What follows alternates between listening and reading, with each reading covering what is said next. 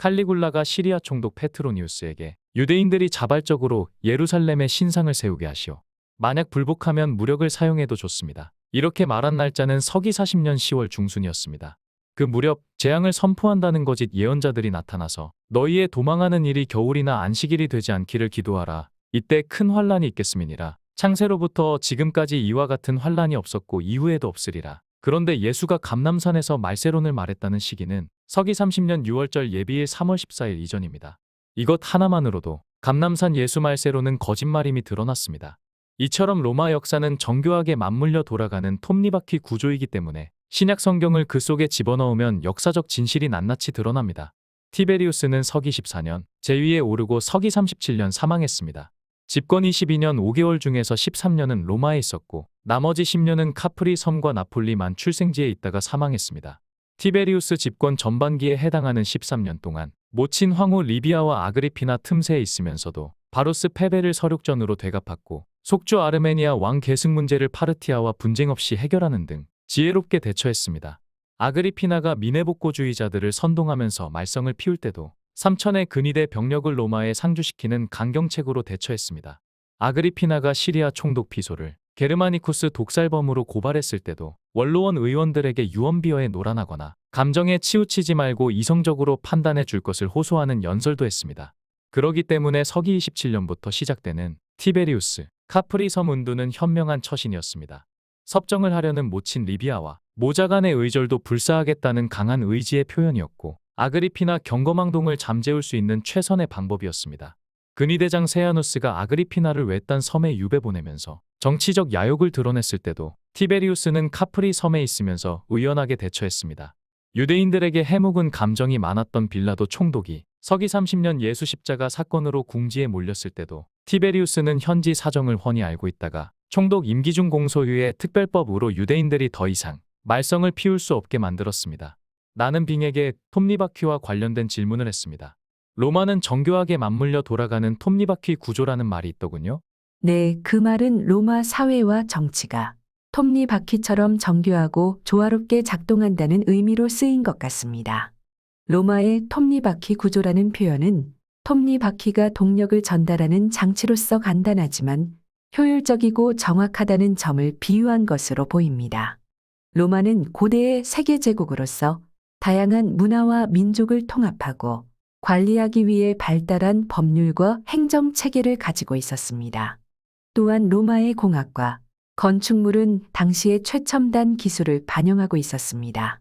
이러한 점들이 로마의 톱니바퀴 구조라는 말에 영감을 준 것일 수 있습니다. 빙은 내 질문에 맞는 대답을 했습니다. 로마 역사가 정교하게 맞물려 돌아가는 톱니바퀴 구조였다는 전제하에 유대 이야기를 시작하면 조지프 키플링의 정직한 6 하인들에 의하여 역사적 진실 규명이 가능해집니다.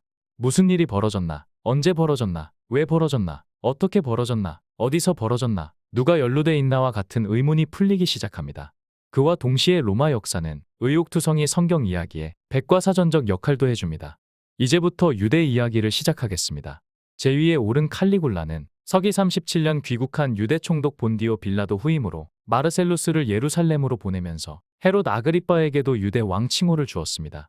서기 34년 빌립이 죽고 공석 중인 유대 북부 지역으로 가라고 했습니다. 명실상부 유대 왕이 되려던 아그리빠 입장에서 보면 실망이 컸지만 그는 불평하지 않고 부인과 아들 그리고 2 딸과 함께 갔습니다. 사망한 모친 베레니케와 함께 로마에 올 때는 6세였습니다. 47세가 돼서야 왕 칭호를 받고 갔습니다. 그동안 형제처럼 지낸 사이라서 클라우디우스는 해방노예 블라스투스를 따라가게 했습니다. 어려운 일이 있으면 블라스투스를 보내면 도와주겠다는 말도 했습니다. 칼리굴라가 제위에 오르고 첫 번째 한 일은 벤토텐의 섬과 폰차 섬에 가서 모친과 큰형 유고를 가지고 와서 황제 묘역에 안장하려다가 원로원의 반대로 네로의 본가 도미티우스 시종 묘소에 안장할 때부터 삐딱하게 나갔습니다. 서기 37년 3월 클라우디우스는 칼리굴라 파트너로 집정관 명단에 이름이 올라있는 사실을 뒤늦게 알고 원로원의 사임 의사를 전했습니다. 숙부 티베리우스가 공직을 권했을 때도 한사코 사양한 선례가 있었기 때문에 원로원에서는 사임을 받아들이고 대기 중인 다음 조로 넘어갔습니다. 클라우디우스 사임으로 집정관을 수행할 수 없게 된 칼리굴라는 순번제로 돼 있는 2인 1조 예정 집정관 명단에 클라우디우스 이름을 빼고 에마 인키타투스 이름을 올려놓았습니다. 칼리굴라는 클라우디우스에 대한 불만을 그런 식으로 드러냈습니다. 칼리굴라는 세아누스가 모친을 벤토텐의 섬으로 유배 보낼 때 찬성한 의원들을 찾아내려고 문서보관소를 뒤졌습니다. 9년 전에 있었던 사건이라서 이름이 남아있을 리 만무했습니다. 이처럼 화풀이할 상대를 찾을 수 없게 되니까 엉뚱하게도 민중회의를 소집하고 호민관을 다시 선출하는 권리를 로마 시민에게 돌려주어야 한다는 발언을 해서 의원들을 긴장시켰습니다. 원로원 의원들이 민회복고주의자들을 싫어한다는 사실을 알면서도 그런 발언을 했습니다. 그때서야 원로원 의원들은 무턱대고 칼리굴라를 황제로 추대한 것을 후회했습니다. 그 무렵 아그리빠는 자신의 임지 빌립의 땅으로 가지 않고 예루살렘에 있으면서 칼리굴라에게 보여줄 편지를 블라스투스 편에 보내왔습니다. 봉인되지 않은 편지였습니다. 황제 폐하 안티바는 헤로디아와 재혼하려고 아레다 공주와 이혼한 후 나바티아인들 미움을 사서 사해 근처 마케루스에서 살지 못하고 갈릴리로 쫓겨갔습니다. 그 후 마케루스를 되찾겠다면서 용병을 모집 중에 있습니다. 그의 집에는 칼과 방패가 산처럼 쌓여 있으며 자기도 왕칭호를 받겠다면서 로마로 가고 있습니다. 안티바에게 왕칭호를 주시면 폐하께서 전쟁을 지원하는 모양새가 됩니다. 그런데다가 폐하께서 저에게 윤허하신 왕칭호를 가지고 험담을 하고 있습니다. 칼리굴라는 세상 물정 모르는 어린아이가 분명하다. 어떻게 멍청한 아그리빠에게 왕칭호를 줄 수 있겠는가? 저를 멍청하다고 말하는 것은 상관없습니다. 그러나 폐하를 세상 물정 모르는 어린아이 취급하는 것은 용납할 수 없는 일입니다. 클라우디우스는 편지를 읽다 말고 되돌려 주었습니다. 읽을 가치가 없다고 생각했기 때문이었습니다. 로마에 있을 때에도 헤로디아와 아그리빠는 남매지간이면서도 유대 왕 문제를 놓고 싸우곤 했습니다.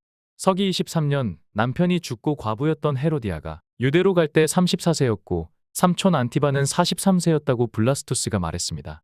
그리고 아그리피나가 헤로디아에게 클레오파트라처럼 여왕을 시켜주겠다는 약속을 했다는 소문이 나돌고 있었기 때문에 아그리빠가 없는 소리를 지어낸 것은 아닌 성싶었습니다. 그런데다가 유대 북부 지역 빌립의 땅에 가 있어야 할 아그리빠가 예루살렘에 있으면서 왕 행세를 하니까 헤로디아가 안티바와 함께 로마에 와서 왕 칭호를 받으려고 욕심을 드러낼 만도 했습니다. 블라스투스가 칼리굴라에게 편지를 전하고 며칠 후 성문 밖에서 기다리고 있던 근위대 병사들이 안티바를 갈리아의 루구두눔으로 데리고 갔습니다. 안티바가 자기 때문에 유배당하니까 헤로디아가 고집을 부리며 따라갔다고 합니다. 나는 빙에게 신상 건립에 대해서 물어봤습니다. 칼리굴라 예루살렘 신상 건립 명령에 대해서 알고 싶습니다. 안녕하세요. 칼리굴라 예루살렘 신상 건립 명령에 대해 알려드리겠습니다. 칼리굴라는 로마 제국의 제3대 황제로서 폭정과 광기로 악명이 높습니다. 그는 자신을 신으로 여기고 자신의 신상을 로마 제국의 모든 신전에 세우도록 명령했습니다. 그 중 하나가 예루살렘의 성전이었습니다. 이는 유대인들에게는 매우 모욕적이고 도덕적으로 용납할 수 없는 행위였습니다. 유대인들은 하나님 외에 다른 신을 숭배하지 않고 하나님의 형상을 만들지 않았습니다.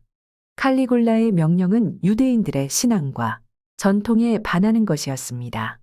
칼리굴라의 명령은 서기 40년에 내려졌으나 그가 서기 41년에 암살되면서 실행되지 않았습니다. 만약 칼리굴라가 살아 있었다면 유대인들은 반란을 일으켰을 것입니다. 실제로 칼리굴라의 후계자 클라우디우스가 유대인들에게 성전을 보호하고 자유롭게 숭배할 수 있도록 허락했음에도 불구하고 유대인들과 로마인들 사이에는 갈등과 충돌이 계속되었습니다. 이는 결국 제1차 유대 로마 전쟁으로 이어졌으며 로마 군대가 예루살렘을 포위하고 성전을 파괴한 서기 70년의 예루살렘 공방전으로 귀결되었습니다. 나는 빙의 대답을 듣고 정말 어처구니 없다는 생각을 했습니다. 칼리굴라가 폭정과 광기로 악명이 높았던 것은 사실입니다. 그러나 칼리굴라 광기에 불을 지른 사람은 필론이었습니다. 문전박대 당한 필론이 돌아가면서 일행에게 칼리굴라가 우리에게 나쁜 감정을 가지고 있는 게 분명하다. 그러나 걱정할 것 없다. 야훼를 자기 적으로 삼은 거나 마찬가지니까 그분이 알아서 하실 것이다. 우리는 용기를 잃지 말자. 이 말을 전해 듣고 칼리굴라처럼 누구든지 억하심정으로 어디 한번 해보자는 식으로 성전에 신상을 세우라고 말할 수 있습니다. 그리고 이 대목은 사건 본질을 이해하는 데 매우 중요합니다. 그런데도 사도행전을 비롯하여 사복음서 어디에도 칼리굴라 광기에 불을 지른 필론 이야기가 없습니다.